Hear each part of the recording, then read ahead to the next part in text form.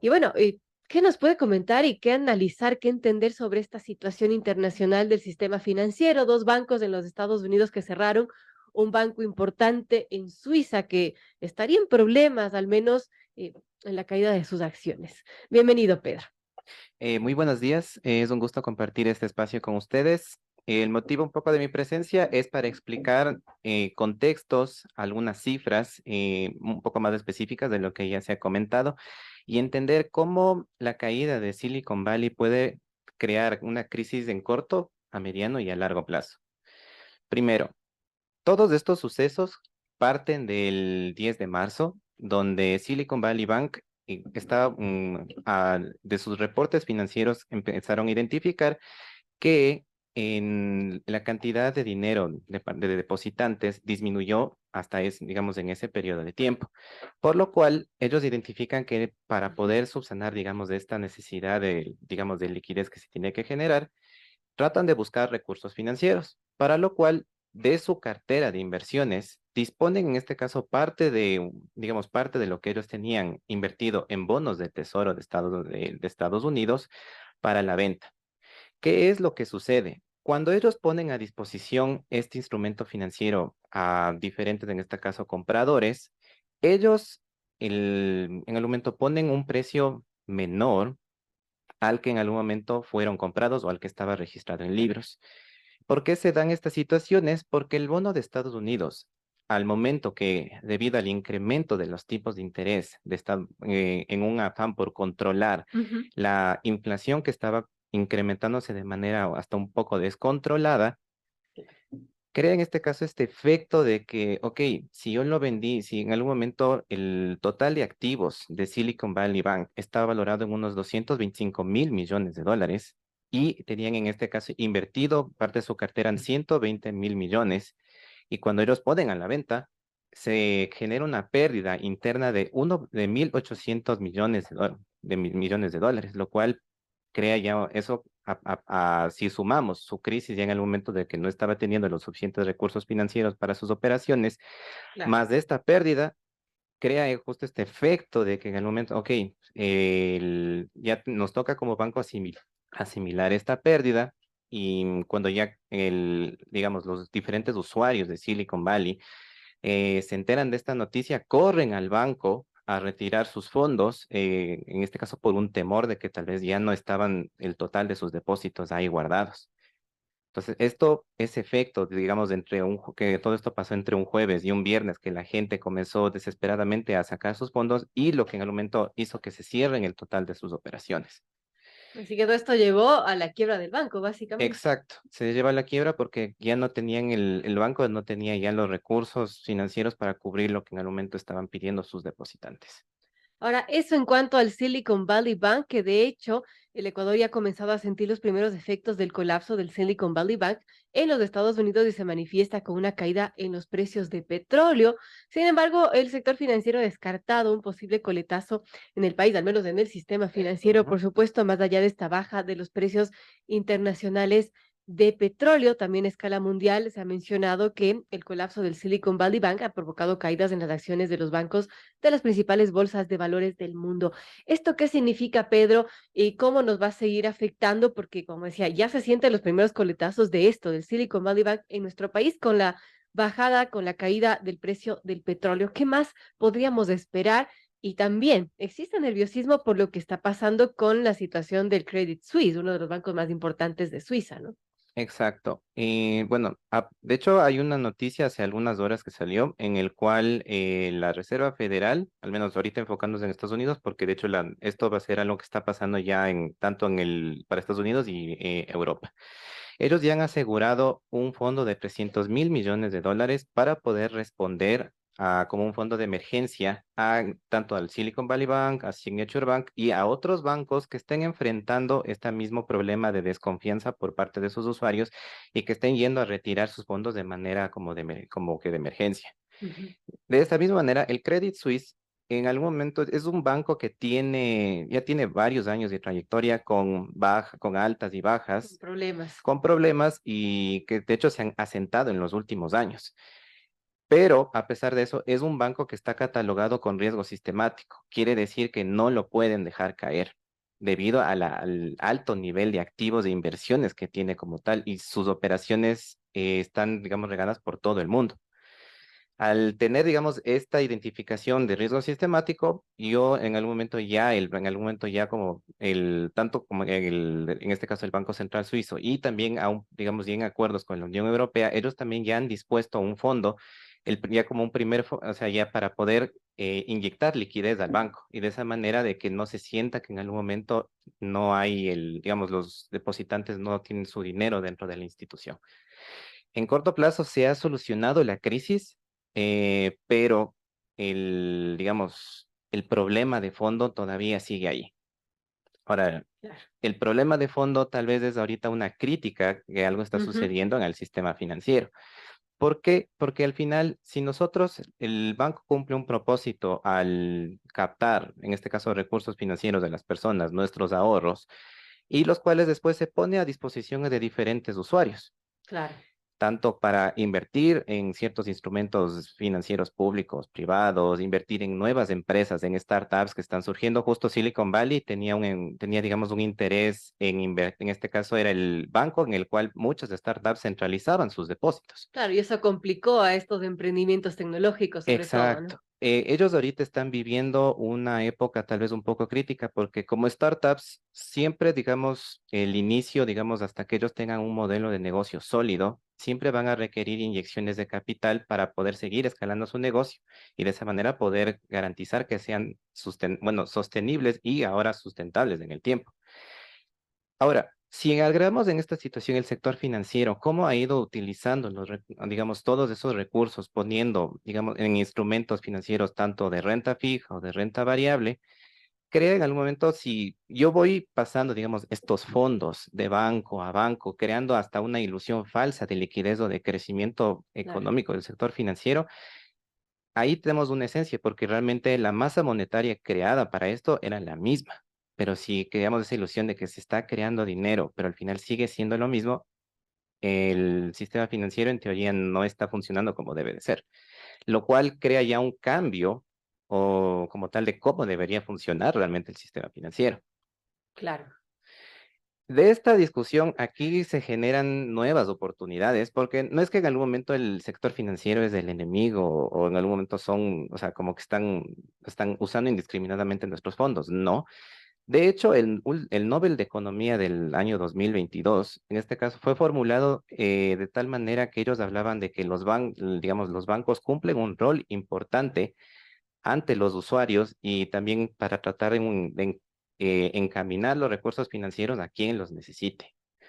Que de esto en el momento sí tiene que haber una mayor regulación o en este caso acuerdos tanto estatales como en este caso de este sector financiero. Ahí es donde se están creando nuevas perspectivas y que ahora de hecho está cambiando por la creación de monedas ya digitales denominadas CBDC. Bueno, qué interesante esto, amigos. Son las 7:32. Conversamos con Pedro Manangón.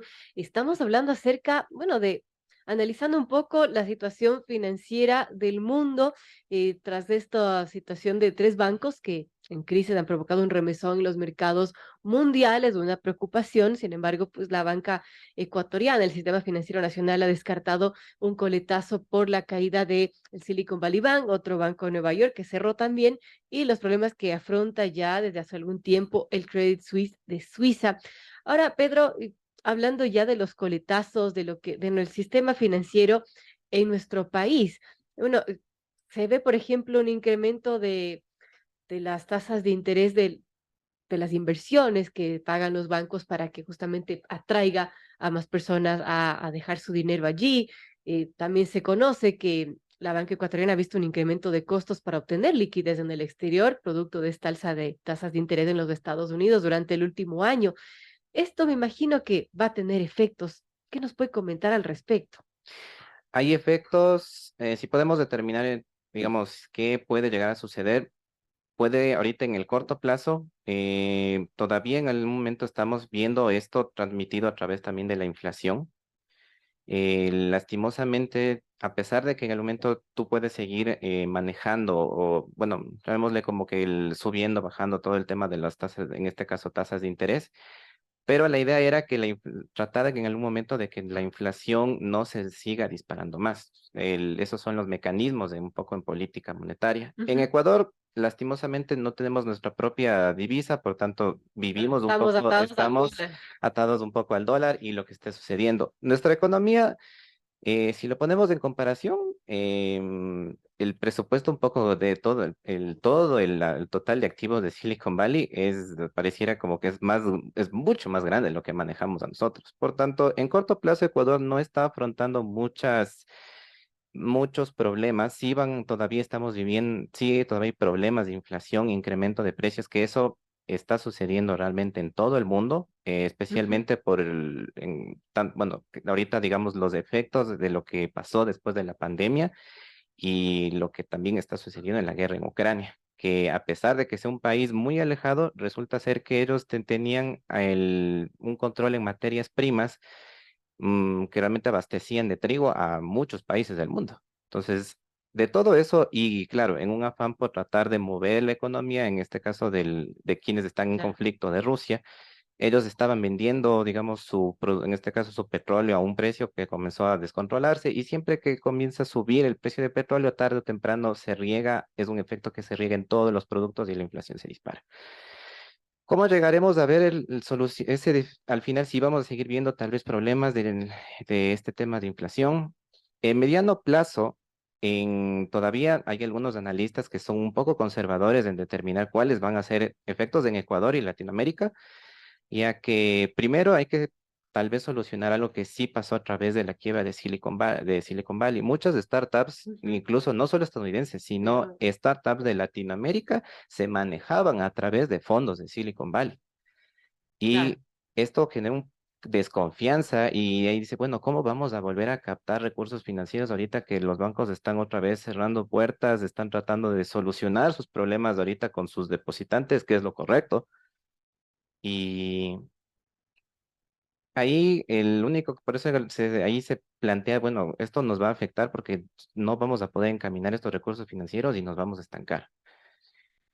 Ahí, nos bien, el único consejo que se puede dar a las startups es que al final tienen que seguir persistiendo y a que aquellas que estén brindando servicios, en este caso dentro de ecosistemas digitales, son las empresas que van a mantenerse en el tiempo.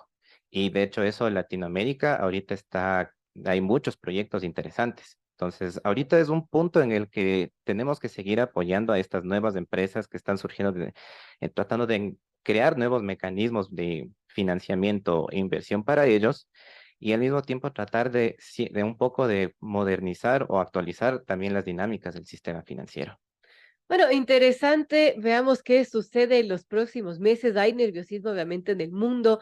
Lo que sucede en Europa también es complejo. Pedro, un breve comentario antes de terminar esta entrevista de lo que está pasando con el Credit Suisse y lo que podría pasar con el sistema financiero también europeo. En Europa, lo que ha pasado en el Credit Suisse es un efecto también de que muchos de sus cuentahoristas, que en este caso eran de hecho inversionistas de Medio Oriente, han decidido comenzar a retirar sus fondos, porque en el Ujú. momento, más que desconfianza, también en el momento ven que hay riesgos de tener su dinero almacenado en el Credit Suisse. De alguna manera, en corto plazo, a través de bancos centrales yo puedo inyectar liquidez y como crear la imagen de que otra vez todo está respaldado y todo está bien, funciona, ¿no? Un poco así pasó en la crisis de 2008 financiera y de hecho solo se sigue como que repitiendo.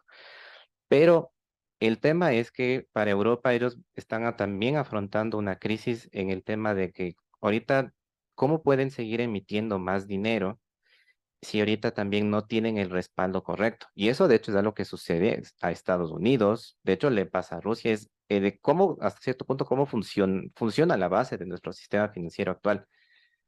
Por eso, al enfrentar esta temática de que, ok, yo creo dinero a través de un respaldo, o como funcionaba antes, hace El varias oro. décadas, exacta, pero eso cambió a partir de que Estados Unidos cambia la regla. Bueno, todos ustedes emitan dinero, primero tienen que tener mi moneda para yo poder en el momento seguir teniendo, o sea, que puedan ellos respaldar en el momento su emisión. Pero tanto lo que son países como Rusia, India, que es un caso que llama mucho la atención, que ha estado, de hecho ellos ya, de hecho son como pioneros en crear un sistema financiero independiente a la gran red global que existe. Y China, que en el momento ellos tienen una economía que sigue creciendo y están también poco a poco captando mucho mayor, tiene, su población tiene ahora mayor poder adquisitivo. Si tenemos, digamos, esta receta, Europa lastimosamente su moneda sigue perdiendo valor y como no pueden responder frente a todo lo que está sucediendo, Claro. ellos en el mediano plazo podrían enfrentar una crisis muy seria. Y eso no solo es de ellos, sino también para Estados Unidos. Y de hecho, todos los que están replicando esta misma esencia de tratar de emitir papel dinero sin un respaldo debido, solo por tratar de sanar esa necesidad de liquidez que existe. Qué complejo. Bueno, eso es lo que hacía Ecuador antes de estar dolarizado, ¿no? Imprimir, Ujú. imprimir muchos billetes. Sí, es un efecto similar. eh, Hay que siempre analizarlo. Por eso hay que tener mucho cuidado con el tema de lo que es manejo de política monetaria, ya que el manejo correcto o el manejo incorrecto puede llevar a un país a que tenga un crecimiento económico sólido y que generen bienestar en su población, como crear estos problemas que estamos viviendo ahora. Ahora, lo estamos viviendo justamente por este cambio de ciclo y de perspectiva de cómo debería funcionar el sistema financiero. Ujú. La ventaja ahora es que, bueno, ¿por qué hasta cierto punto se quiere impulsar también el uso ahora de medios digitales? Porque de hecho todas nuestras transacciones financieras ya solo lo hacemos a través de aplicaciones. Por supuesto. Y bueno, ¿qué nos dice Pedro del tema de las criptomonedas? Porque también se habla que este banco de Nueva York cerró justamente por eso. Claro, el Signature Bank tenía depositante, bueno, en este caso muchos de sus cuantoarristas o personas que manejaban el dinero a través de ellos, se gestionaban mucho el tema de criptomonedas. Ahora, en noviembre del 2022 Ujú. surge el colapso, bueno, sale a las noticias que RTX, uno de los principales entidades a cargo del tema de criptomonedas, colapsa, de hecho, quiebras, todos sus activos desaparecieron de un día para el otro, hasta sin explicación lógica, honestamente. Y esto crea un poco que Signature Bank diga, ok, este tema de criptomonedas digamos, por su naturaleza, como no hay regulación y hasta cierto punto financieramente no hay un respaldo tan, digamos, un sólido o identificable, o hasta cierto punto sin una legislación o Ujú. correcto leyes que en el momento amparen o permitan el funcionar, o se sepa cómo funciona en este tema de criptomonedas, genera que el Signature Bank quiera irse poco a poco liberando de estos instrumentos financieros. Dice, ok, vamos a cambiar nuestra perspectiva y vamos a ver en qué, como que en otros instrumentos que podemos como que invertir. Lastimosamente, a partir de que del colapso de Silicon Valley, esto fue un efecto que también les llevó a ellos, porque mucha gente comenzó realmente a un pánico de retirar sus fondos. Y ellos también fueron parte de esto, a pesar de que no estaban muy relacionados por la operación financiera de tener Claro. bonos de tesoro.